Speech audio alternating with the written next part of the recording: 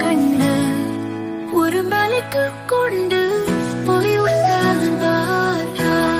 அப்போது அவருடைய சீஷர்கள் அவரிடத்தில் வந்தார்கள். அவர் அவர்களிடம் பேசினார், அவர்களை போதித்தார். ஏழ்மையானவர்கள் பேரு பெற்றவர்கள், ஏனெனில் மாணவ ராஜ்யம் அவர்களுக்கே உரியது. துக்கமுள்ளவர்கள் பெற்றவர்கள், ஏனெனில் அவர்கள் நாடுகள் அடைவார்கள். சமாதானமானவர்கள் பெற்றவர்கள், ஏனெனில் அவர்கள் பூமியில் சுதந்திரம் செய்ய போகிறார்கள். நீதி என்பதற்காக பசியும் தாகமும் கொண்டவர்கள் பேறு பெற்றவர்கள், ஏனெனில் அவர்கள் திருப்தி அடைவார்கள்.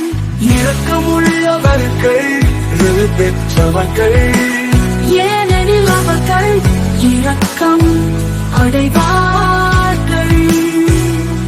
தூய இருதயமுள்ளவர்கள் பேறு பெற்றவர்கள், ஏனெனில் அவர்கள் தேவனை பார்ப்பார்கள்.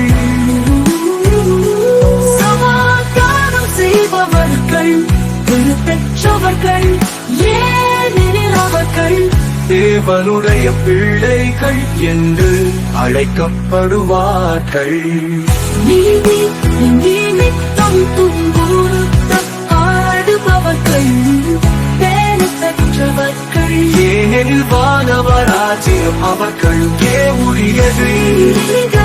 எதிராக பொய்யாக துன்புறுத்தினாலும் நான் நிமித்தமாக எல்லா விதமான தீமையும் உங்களுக்கு எதிராக சொல்லினாலும் நீங்கள் பேறு பெற்றவர்கள்.